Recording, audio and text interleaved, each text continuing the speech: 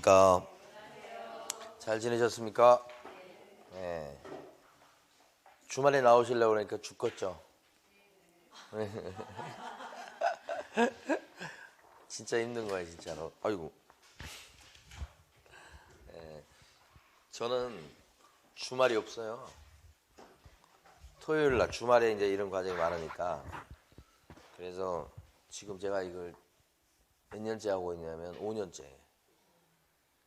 주말이 없는 사람이에요. 죽겠어요. 그러니까, 네?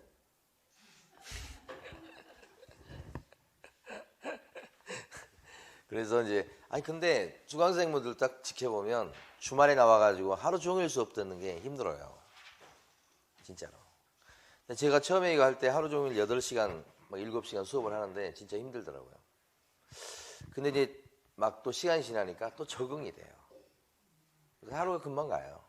그러니까 여러분도 이제 1주차, 2주차 시간 지나면 또 적응이 돼요. 사람이라는 게. 그래서 조금 덜 힘들고 이렇게 넘어가는 거죠. 심각하게 생각해서 공부해야 되겠다 이렇게 생각을 하면 하루 종일 힘들어요. 공부는 무슨 그냥 들으시고 이런 게 있는갑다 이렇게 편하게 생각을 하셔야 돼요. 우리가 이제 경매할 때 많이 만나는 사람이 누굴까요? 현장에서 할 사람? 아니, 경매 물건지에 갔을 때 많이 만나는 사람. 물건지 갔을 때 누굴까요? 주인이 중개사 아니요? 주인 만나죠, 주인. 그 다음에 또 누구를 많이 만날까요? 세상에 온갖 사람을 다 만나는 거예요. 세입자 제일 많이 만나요, 세입자. 그 다음에 또요? 유치권 주장하는 양반들이 또 있을 수 있죠. 이렇게. 우리가 상대하는 사람들은 주로 이런 사람들.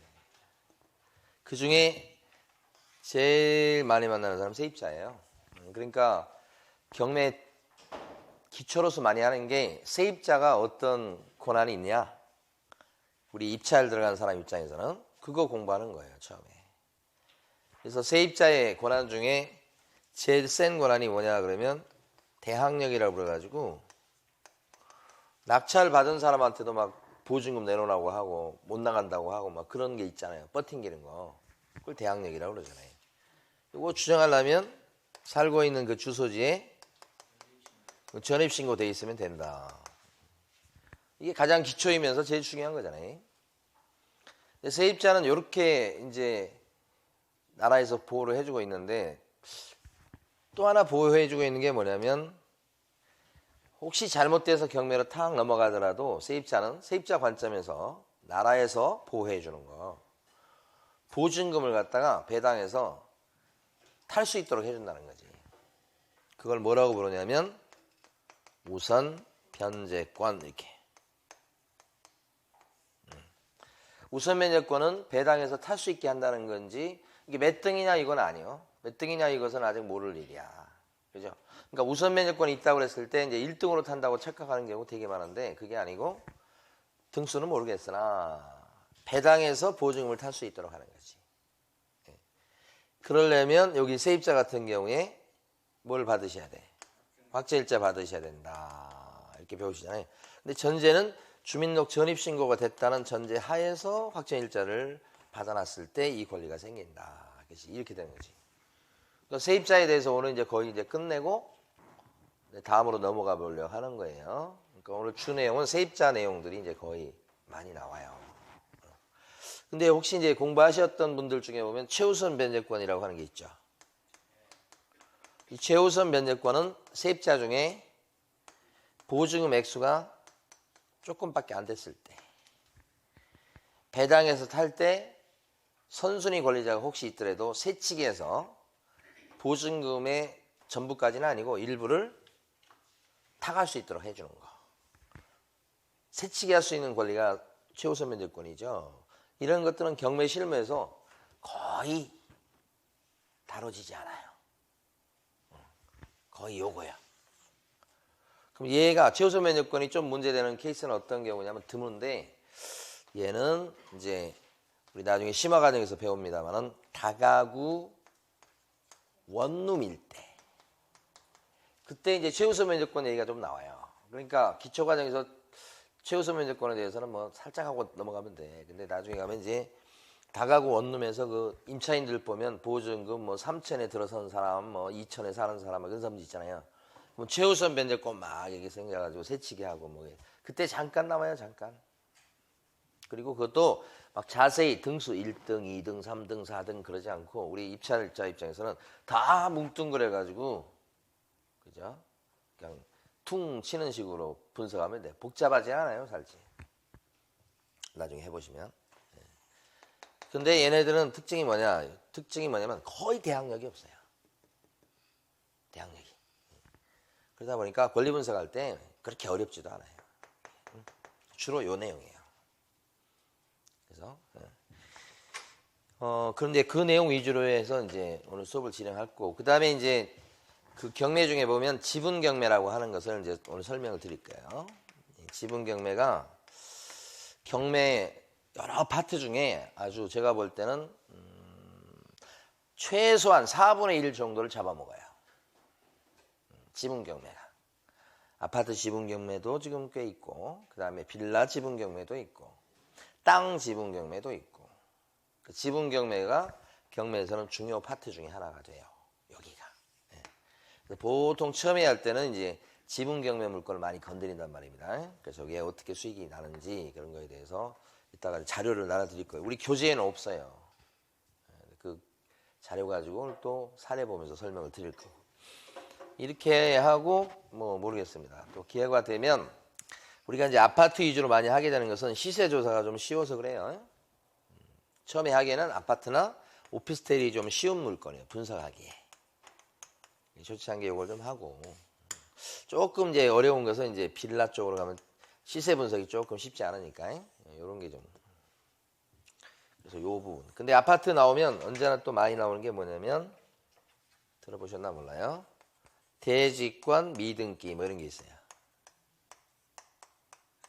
신축 아파트 같은 경우에 아직 등기 안 난 것도 있다고 저번에 말씀드렸잖아요. 그래서 공급 계약서 가지고 계약하고 막 그런 경우도 있고 건물 등기는 여차저차해서 났는데 땅 지분 등기가 안 돼 있고 그런 것은 비일비재하다고 그랬잖아요. 신축 아파트에서. 그런 것들 경매에 나오고 그러거든요. 이런 것들 좀 보고. 이렇게 되면 오늘 하루 일과가 다 되지 않을까 싶어서 이제 한번 생각을 해봤습니다. 그럼 이제 여기서 대항력 우선 면제권 있는데 우선 면제권 전에 대항력을 조금 더 마무리 짓고 가보도록 합니다. 교재에 보시면 교재가 큰 책, 작은 책이 있는데 작은 책을 좀 보시고 제 기억으로는 지난주에 전입세대 열람하는 그 뭡니까? 숙제 내드린 거 있지 않았어요? 숙제 해오셨어요? 진짜 해오셨어요? 네. 그때 여기 무슨 목련 아파트인가 뭔가 하여간 해놓고 전입세대 열람을 좀 해보십시오. 했더니 어떻게 됐습니까? 결과가 있어요? 거기 아까 우리 기록에 나왔던 사람 그대로 있나요?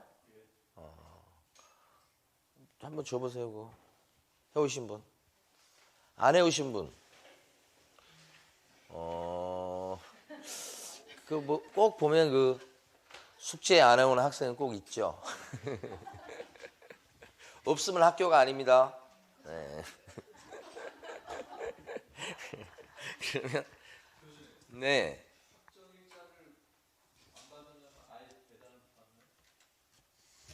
배당을 못 받습니다가 맞는 말인데 다만 이제 소액일 때는 확정일자 없어도 배당을 받는 경우가 있죠. 배당 한 푼도 못 받습니다. 그러니까 배당을 타려면 배당 요구를 해야 타는 거예요. 근데 배당 요구하려면 확정일자, 그러니까 일반적 세입자는 확정일자가 있어야만 배당 요구를 할 수 있어요. 그래서 그렇게 되는 거예요. 지금 이제 질문 나온 게 이제 나온 김에 요걸 딱 보면 대항력을 주장하는 것은 어떤 거냐? 대항력을 주장한다는 것은 지금 계속 살겠다는 겁니까? 나가겠다는 뜻입니까? 계약 기간이 아직 1년 남았으니까 계속 뭐예요? 살겠다는 뜻입니다. 그리고 대항력을 주장하려면 여기는 이 세입자가 1등이 돼야 됩니다. 그렇게 생각하셔야 돼요. 그러면 대항력이 있게 돼요. 그러면 계속 살겠다는 거예요. 그리고 이제 나중에 나갈 때 기간 끝나면 나가줘야 될 거 아닙니까? 나갈 때 보증금은 누구한테 받아내겠다? 새 주인인 낙찰자한테 보증금을 받겠다 이런 뜻입니다. 언제요? 나갈 적에. 그죠? 그러니까 알게 모르게 둘 다 보증금하고 관련돼 있어요. 근데 대신 대항력을 주장하려면 1등이 돼야 된다. 이걸 선순위 세입자라고 그런다고 그랬잖아요. 그 다음에 이제 우선 면적권이 있잖아요. 우선 면적권. 우선 면적권은 확정일자까지 받았을 때 생기는 건데 이것은 살겠다는 겁니까? 아니면 지금 그 경매에 넘어간 그 집에서 나가버리겠다는 뜻입니까? 나가겠다는 뜻이고 여기서 우선 면적권을 행사하려면 두 가지 요건에다가 플러스 반드시 배당 요구해야 배당을 타게 되는 거니까 기억할 때 전, 확, 배 이렇게 공매도 똑같은 원리입니다. 요 세 가지 요건을 다 갖췄을 때 후순위 권리자보다는 먼저 배당을 타간다 이런 뜻이야. 그러니까 여기서는 나가버리겠다는 뜻입니다. 배당 요구라는 말이. 근데 나갔는데 보증금은 어떻게 하고요? 어디서 타고요? 배당금에서 보증금을 타고 나가겠다는 뜻이죠. 그러니까 대항력을 주장한다는 것은 보증금이 5억이다 그러면 누구한테 타고? 세주인, 낙찰자. 우선 면적권 행사에서 이렇게 배당 요구하면 보증금을 누구한테 타고? 배당금에서. 낙찰자가 낸 배당금에서. 두 가지가 완전히 정반대입니다. 여기는 낙찰자한테, 사람한테 타겠다는 거고, 보증금을. 여기는 그 사람이 낸 돈에서. 그러니까 여기 배당금에서 받아가다 보니까 배당금이 뚝 끊기면 어떻게 돼요? 끊어져 버리면 못하지. 근데 여기는 사람한테 받는 거잖아요. 그 사람이 또 돈이 있어야 받아내는 거지만 그 사람한테 쫓아다니면서 받아내겠다고 하는 거니까 그거 안 주면 안 나가고 그냥 놓아버리겠다는 거니까 이게 더 강력하죠. 그러니까 낙찰 받으려는 우리 입찰 들어간 사람 입장에서 봤을 때는 요 사람이 무서운 사람이에요? 요 사람이 무서운 사람이에요? 이 사람이 훨씬 무섭죠. 세입자 입장에서 봤을 때는 어떤 게 더 안전하냐 그러면 이거보다 이게 더 안전한 거예요. 그래서 확정일자 안 받고 1등인 세입자 같은 경우는 안 받아도 별 걱정할 게 없어요. 이렇게 물릴 수 있으니까. 요게. 그런데 이제 보세요. 이거 오늘 공부하는 내용의 핵심이 질문 나왔기 때문에 연달아 설명드리면 배당에서 타는데 여기도 보면 이 등수는 1등이 될지 2등이 될지 모르는 일이야. 근데 현실적으로 세입자들이 1등이 되는 경우 되게 많아요. 왜냐면 세입자들이 지금 깨어있거든. 그래서 막 확정일자 받아야 되는데 뭐 어떻게 해야 되는데 다 막 많이 옛날에 비해서는 뭐 상상이 안 될 정도로 그냥 많이 실력이 올라갔어. 거의 세입자들이 1등이거든요. 그러니까 배당을 타. 근데 혹시 이게 문제가 있는 물건에 대해서 보증금 5억 중에서 배당금에서 보증금 5억이라고 해요. 5억 중에서 배당금을 갖다가 4억만 타고 1억은 지금 못 타는 상황이에요. 1억. 이렇게 이럴 수 있잖아요. 이 사람은 이제 1억을 뜯기고 그러면 나가줘야 되냐 이 말이지. 어때요? 원리 원칙대로는 나가줘야 되는 거예요. 왜요? 이 사람은 살 것인지 나가면서 배당금에서 타고 나갈 건지 결정하셔야 돼요. 하라고 했더니 대부분의 세입자는 요걸 선택해요. 배당 요구해서. 근데 거기서 배당 탈 때 1억을 날려먹었어. 4억만 건지고. 그럼 나가줘야지 약속대로. 근데 이렇게 하다 보니까 세입자들 중에 거의 이쪽 회를 택하는데 배당금에서 떼이는 돈이 막 나오기 시작하는 거예요. 그래서 나라에서 나중에 보완하는 장치로 야, 이 사람이 1등 대항력 있는 사람이 아니었으면 모르지만 1등 대항력 있는 세입자다 그렇게 되면 요 못 받은 돈, 요 남은 거 부스러기 돈이 있으면 이렇게 가서 낙찰자한테 야, 나 1억 주지 않으면 못 나가. 이렇게 주장할 수 있게끔 법을 만든 거예요. 이제 그 뒤에. 그럼 세입자는 얼마나 강력해요?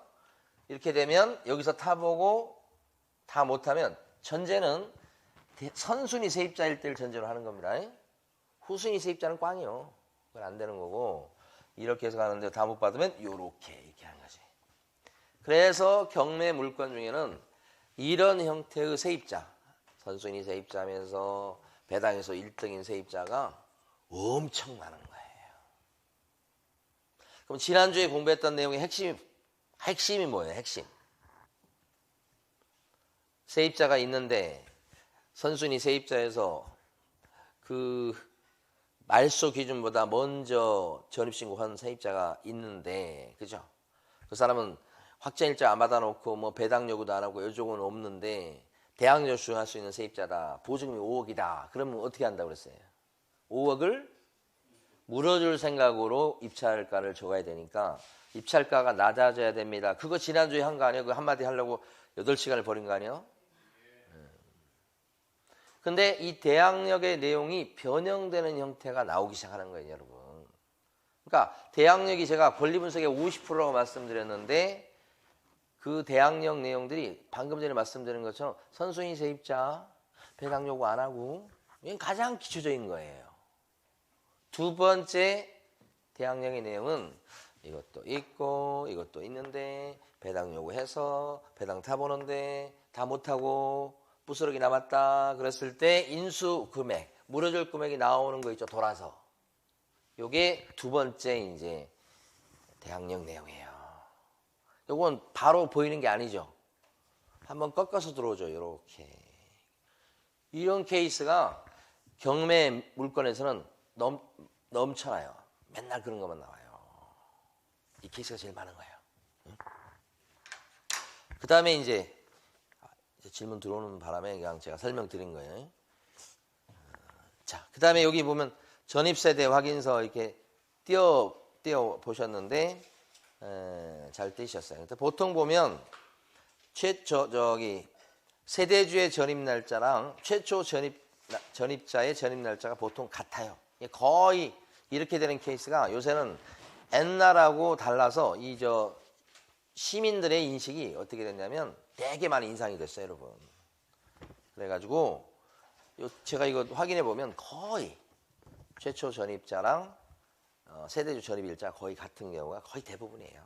그렇지만 이제 모르는 일이니까 특별한 경우가 있을 수 있으니까 한번 이렇게 떼보는 건데 현장 가서 그 떼보는 것 자체가 경매 활동에 아주 중요한 요소입니다.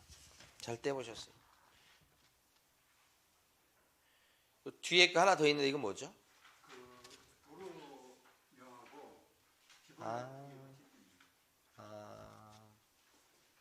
혹시 이게 단독이나 네, 그럴 수 있죠.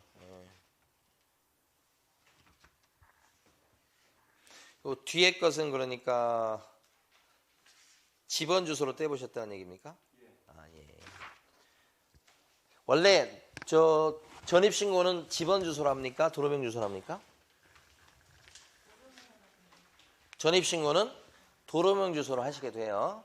그러니까 집원 주소로 안 합니다. 안 받아줘요. 근데 이제 지금 가보신 사장님은 혹시 집원 주소에 전입된 사람이 있을 수 있으니까 그것도 요청해서 띄워보셨다 이런 취지죠? 잘하셨어요. 자, 그러면 이제 여러분 이제 교재 작은 책으로 이제 가보시겠습니다. 제가 이제 이런 과정을 지금 이제 한 3군데 정도에서 강의를 하는데요. 이제 뭐냐면 이 시간, 저한테 주어진 시간이 다 달라요. 다 달라가지고 제가 이제 어디를 했고 어디를 안 했고를 정확히 기억하기가 힘들어요. 그러니까 제가 여러분 눈치를 보면서 하긴 하는데 혹시 이제 했으면 빨리 손을 들어줘야 돼. 아시겠죠? 근데 이제 그럴 리는 없을 것 같긴 한데 그래도 자, 저 75페이지, 74페이지, 74페이지 먼저 가보시고요. 74페이지 보면 요거 대항력 지금 아직 안 끝났어요, 여러분. 요거 하고 요렇게 갈 겁니다. 근데 여기서 보면 제 질문은 이거예요. 은행 대출이 있는 날 전입신고가 되면, 즉 근저당이 설정된 날 전입신고가 되면 그게 경매로 넘어간 물건이다, 아파트다 그랬을 때 우리 저 세입자는 대항력이 있어요, 없어요? 은행 우선하죠. 왜 그러죠? 세입자의 전입신고에 따른 이 효력이 다음 날로 넘어가잖아요. 일부러 그렇게 만들어 놓은 거예요. 왜냐면 등기는 등기될 때 짱짱하게 심사해서 등기가 되는 거예요. 근데 전입신고도 동사무소에서 하긴 하지만 등기만큼은 아니잖아요. 그러니까 등기가 더 힘이 센 거다 이렇게 보시면 돼. 전입신고 효력이 다음 날로 넘어가서 그렇다. 그게 지금 74페이지 내용이에요. 이해가 되셨으면 안 읽어보셔도 괜찮아요. 근데 실제 실무에서 우리 이제 부동산 실무에서 보면 전입신고를 이렇게 이삿날 있죠. 잔금날 세입자 집어넣는데 잔금날 등기부를 확인해야 될 거 아니에요. 잔금 주기 전에 확인해 봤더니 등기부가 깨끗해. 잔금 치르고 그날 전입신고를 한 거예요. 근데 한 달쯤 있다가 등기부를 떼어봤더니 이사 들어온 날 근저당이 설정된 거예요. 그럴 수 있나요? 있어요. 그런 케이스가 실제 있었어요. 그래가지고 이제 난리가 났죠. 근데 그때는 이제 그 주인이 막 의도적으로 악의적으로 한 게 아니어서 나중에 잘 해결이 되긴 됐습니다만은 그게 만약 악의적으로 했다 그러면 골치 아파질 수 있어요. 그러니까 우리 이제 중개하는 입장에서 봤을 때는 어떤 거냐면 잔금날 등기부 확인하는데 그 대법원 인터넷 등기소에서 등기된 것만 확인하지 마시고 진행 중인 등기 사건이 있는지도 뭐예요? 같이 확인해야 돼요. 그 메뉴가 있어요. 그걸 같이 확인해 줘야지 보통 현장에서는 그냥 등기부만 확인하고 하는데 진행 중인 거. 왜냐면 그날 서류가 들어오면 건저당 등기는 바로 그날 되는 게 아니고요. 며칠 있다가 되죠. 다만 그 등기된 날짜는 그날로 등기가 올라오게 되는 거니까. 그런 게 있어서 그래요. 그러니까 이게 경매랑 어떤 분들은 이제 경매는 경매고 뭐 부동산 뭐 중개업소는 중개업소 이렇게 생각하시는데 원리가 똑같아요. 같은 원리예요, 같은 원리.